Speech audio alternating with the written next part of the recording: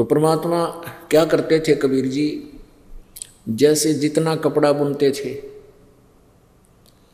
कपड़े की जो मेहनताना आता था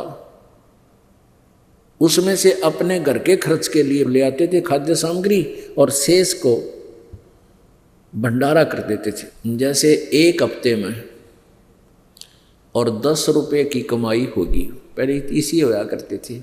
मेहनताना बुनाई का होता था, कुछ पैसे देते थे, कुछ वैसे दाने दे देते थे, गेहूं दे देते, चने बाजरा ज्वार दे देते थे।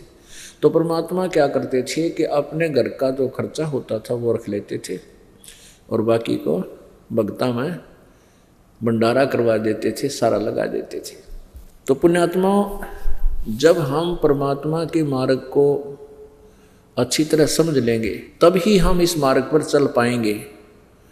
अब हम दान करते हुए भी डरते हैं, कहीं हम भूखे ना मर जावें, कहीं मेरे बालकों को ऐसे ना हो जावे, इन बच्चों का क्या होगा। इस अध्यात्म मार्ग पर, इस आध्यात्मिक सफर में आपने केवल परमात्मा के ज्ञान को आधार बनाना होगा। अपनी तगड़मबाजी इसमें नहीं लगानी चाहिए यदि आप परमात्मा का पूर्ण लाभ प्राप्त करना चाहते हो। ये आप अपने जो है ना नोट कर लेना कि तक खास किसी डायरी के कोने में। और वही प्रमाण परमात्मा ने हमें दिया है। अब जैसे एक सेठ था, उस सेठ ने अपने मुनीमों से कहा, अपने वो लेखाकारों से, अकाउंट रखते थे जो मुनीम, उसने कहा कि मुझे ये बताओ मेरे पास कितना धन है, मेरी कितनी पीढ़ी इससे गुजारा कर सकती है, आने वाले मेरे वंशज कितनी पीढ़ी इससे गुजारा कर सकती है। तो उन्होंने अकाउंट लगा के बताया कि आपकी 6 पीढ़ी यानी आपके छठे पोते तक किसी ने भी हाथ लगाने की, काम करने की आवश्यकता नहीं पड़ेगी। इतना धन है, वो आराम से अपना जीवन निर्वाह कर सकते हैं। 6। तो उस सेठ को, धनी को चिंता बन गई, अरे मेरी 7वीं पीढ़ी क्या खाएगी, उसके लिए व्यवस्था बताओ, उसके लिए कुछ क्रिया बताओ, कैसे होना है पता करो किसी से। तो उन्होंने बुद्धिमान व्यक्ति थे, उन्होंने कहा जी साधु संत भक्त बताया करते हैं। एक धार्मिक व्यक्ति बहुत अच्छा था, उसको बुलाया, सेठ से वार्ता कराई। तो उसने बताया कि आप ऐसा करो सेठ जी, ज़्यादा धन कमाने के लिए दान बढ़ाओ।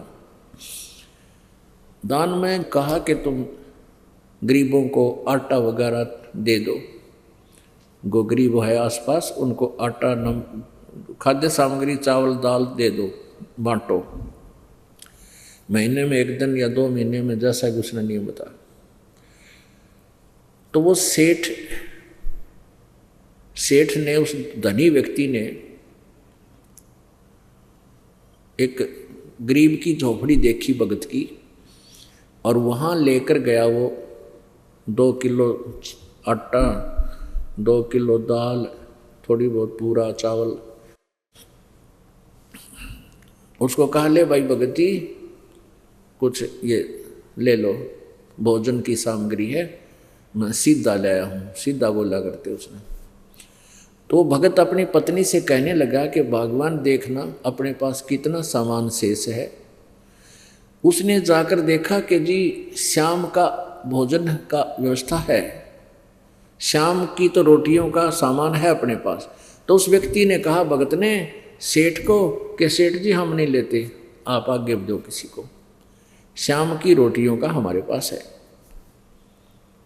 वो बैठ गया, अरे तेरा गजब हो गया, मैं तो 7 फीट डी की चिंता कर रहा हूं, सवेरे की भी कोनी।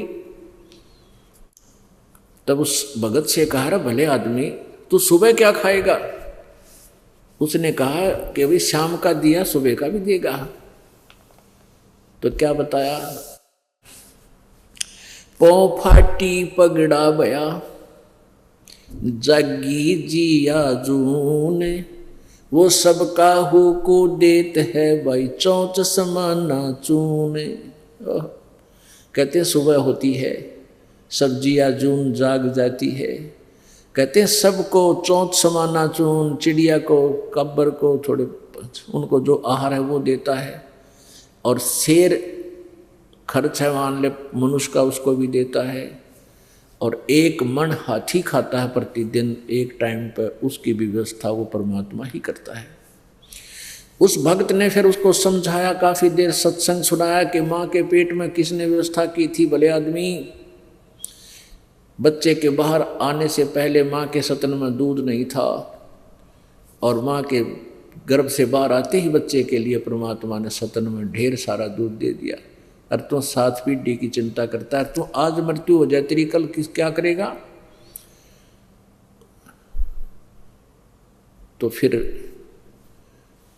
उस भक्त ने ये भी बताया, क्योंकि परमात्मा कहते हैं 100 छल छिद्र मैं करूं, वो आके बन कर बैठ के भगत वहाँ पर स्वयं ही मालिक ऐसी लीलाएं करते हैं, बनावटी स्त्री बना लेते हैं, क्योंकि एक जीव को, अपने पिछले पुण्यकर्मी प्राणी, एक पुण्यात्मा को भक्ति मार्ग पर लगाने के लिए कहते हैं 100 छल छिद्र मैं करूं अपने जन के काज, गोता मारू स्वर्ग में जा बैठू पाताल, कह कबीर ढूंढता फिरूं अपने हीरे माणिक लाल। तो इतनी पुण्यात्मा था वो व्यक्ति सेठ, उसके लिए परमात्मा ने लीला की, फिर ज्ञान समझाया। फिर परमात्मा उस झोपड़ी के वाले के रूप में बैठे भगवान, उस भगत रूप में परमात्मा ने कहा कि सेठ जी अगर तू आगे धन ही चाहता है तो दान कर दे सारी संपत्ति का, ना तेरा कोड लगेगा। तो उस सेठ ने फिर वो सारी संपत्ति अपना दान धर्म पर लगानी शुरू कर दी। और इस प्रकार कहते हैं जतन धन चाहिए तो दान कर, ऐसे लाभ नहीं होता। और परमात्मा उन्हीं व्यक्तियों के साथ होता है जो भक्ति करते हैं। कबीर परमात्मा कहते हैं कल्पे कारण कौन है कर सेवा निकाम, और मन इच्छा फल देवेगा जो पड़े धनी ते काम। आप भक्ति करते हो, सेवा कर रहे हो, दान कर रहे हो, सत्संग श्रवण करते हो। अब आपका बालक कहीं सफर में है और एक्सीडेंट हो गया उस जिस गाड़ी में वो है, तो वहाँ धनी का काम है, वहाँ चाहे राष्ट्रपति हो, चाहे प्रधानमंत्री, चाहे मुख्यमंत्री, चाहे आम व्यक्ति, वहाँ कोई बचाव नहीं कर सकता, केवल परमात्मा बचा सकता है। तो यहाँ कहते हैं कि तुम कल्पे कारण कौन है कर सेवा निकाम। सेवा माने पूजा, यानी पूजा के अंदर सारी व्यवस्था आ जाती, सेवा कहो चाहे पूजा कहो, साधना कहो। तो कहते हैं कल्प, ये तू मन में ये उथल पुथल मत रखा कराए, कदे न्यू ना हो, कहीं ऐसा ना हो, कहीं ऐसे हो जाए। कहते तुम जो हमने कहा तू ऐसे करता रहे, और फिर देखना मन इच्छा फल देवेगा जो पड़े जनीते काम। परमात्मा से कितना मांगना चाहिए? साईं इतना दीजियो जिसमें कुटुंब समावे, हम भी भूखे ना रहे, अतिथि न भूख हो जाए। अब परमात्मा से मांगना, परमेश्वर ने ही हमें बताया कि क्या मांगो तुम, कि हे प्रभु इतना दीजिए जिसमें कुटुंब समावे।